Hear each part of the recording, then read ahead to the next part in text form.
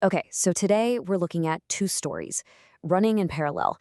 First, you've got the deeply personal, often chaotic journey of a startup founder. And then you've got this cold, unfeeling economic machine they're trying to build it in. It's the dreamer versus the machine. Let's see what happens when these two worlds slam into each other. Every big company, every massive innovation, it almost never starts in a slick boardroom. It starts just like this. It's that 2 a.m. moment, right? Just you, the glow of your phone, and this tiny little spark of an idea. It's so personal, so fragile, and it's powered by this gut feeling that, hey, maybe this could be something. This is where our story begins, with the human spark. But here's the thing, that deeply human spark, it's about to slam into a world that couldn't be more different. We're talking about the economy. And as Ray Dalio puts it, the economy isn't emotional. It's just a machine. It's simply the sum of every single transaction, people exchanging money or credit for stuff. It's completely mechanical, totally predictable, and it runs on cold, hard rules, not on feelings or late-night dreams. All right, so a founder's dream. How do you get from a few lines in a notes app to a real high-stakes company? Let's follow that journey. And here it is, the first big leap. This is where the dream becomes terrifyingly real.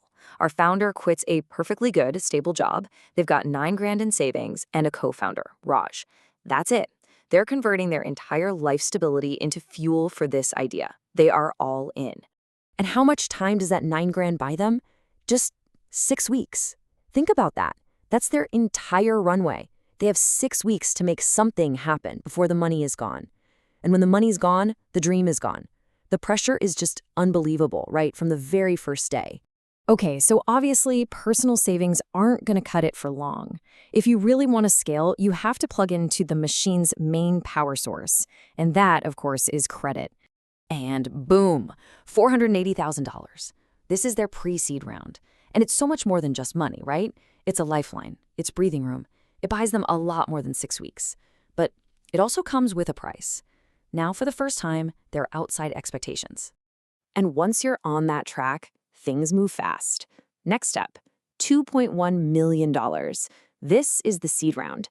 Suddenly, the numbers are way bigger, the team gets bigger, everything is accelerating. That little 2 a.m. idea is now a seriously complex operation, and it's all being fueled by other people's money. So how is all this insane growth even possible? Well, this slide really gets to the core of it. From the machine's perspective, it's all about one thing, credit. And Dalio's definition is perfect. Credit is just borrowing from your future self to spend more today. For a startup, these huge funding rounds are just a massive dose of credit. It lets them hire, build, and grow way, way faster than they're actually earning. This kind of growth, fueled by credit, feels amazing. It feels unstoppable. But it's always part of a cycle. And every cycle, inevitably, hits a peak. So the big question, the one every founder dreads, is what happens when the cycle turns? When the easy money dries up and that whole machine starts to grind to a halt? Well, that brings us to what is, without a doubt, the toughest part of this whole story, surviving the squeeze. This is the moment the founder's dream has its head-on collision with the brutal, cold reality of an economic downturn.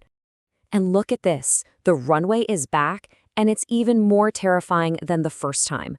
A huge client hits pause on their contract. And just like that, the company has only 47 days of cash left. But the difference is, this time, it's not just the founder and their co-founder. They're responsible for the paychecks of 140 people. I love this slide because it shows those two worlds side by side. Look at the founder's reality on the left. You've got this intense, specific loneliness. You have to project total certainty for your team of 140 even when you're terrified.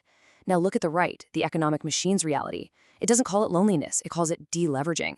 It doesn't care about performing certainty, it just sees spending is cut. That bridge round you have to take on horrible terms, the machine just calls that credit disappears. Two completely different languages for the exact same crisis. So they survived. But survival always comes at a price. Those emergency deals they had to make to get through the squeeze, they fundamentally shifted the power dynamic. The machine is no longer just a power source. It's starting to call the shots. Just look at the board composition after that Series A round. You've got the founders with 2 seats and the lead investor with 2 seats. They're balanced, but that 5th seat, the independent, that's the kingmaker. That's the deciding vote. This is a huge, huge shift. Because for the first time ever, the founder can actually be outvoted in their own company. And the founder said it best, looking back, this is the moment. It's not some big dramatic boardroom showdown. It's just a quiet signature on a piece of paper. This is the moment the company stops being 100% yours. And the crazy part is, you don't even realize the full weight of it until much, much later. And then the consequences start to roll in. Raj, the co-founder from day one, his role gets restructured. He's pushed out. The board brings in a new CFO that they chose. The founder pitches a new strategy, and the board votes it down, 3-2. That original vision, that 2 a.m. spark, it's now just 1 vote out of 5. The machine is optimizing for its own survival, not for the original dream. Okay, so here we are, the big finale, right? The IPO, the moment every founder dreams of. But in the context of our story, it's not really an ending. It's actually the final step, the complete absorption of the idea into the machine, and the beginning of a brand new cycle. So after a decade of sacrifice and stress and all of it all boils down to a single number. The founder, in their head, has a target. $22 a share. To them, that number means something. It's validation. It's victory. And the market's response? $18. Now, don't get me wrong, that's still a massive success, but it's not 22. And it's just this final, stark reminder that the machine, it doesn't care about your hopes. It doesn't care about your decade of sacrifice. It has its own logic, and that's the only thing it responds to. And that's the final judgment. That idea from 2 a.m., those few lines typed into a notes app, it's now a 4-letter ticker symbol on a screen. Its value goes up and down every single second, based on what millions of strangers think it's worth. The idea has been completely, totally absorbed by the machine. So why? Why does this whole cycle even exist? Well, this is where Dalio brings it all together. The machine itself is cold, it's logical. But what powers the machine? Human nature, our desire to borrow, to spend. But more than that, our unstoppable need to dream and to build. That's the engine. It's that original spark we talked about in the very beginning. And that really brings us right back to where we started. Because even as our founder's 10-year saga is being priced by the stock market, somewhere out there, maybe in a dorm room, maybe at a kitchen table, someone is opening up their notes app. They're typing a few lines, and they have no idea about the story we just told. They have no idea what it's truly going to cost them to find out. Which leaves us with the big question, right? Is that cost worth it?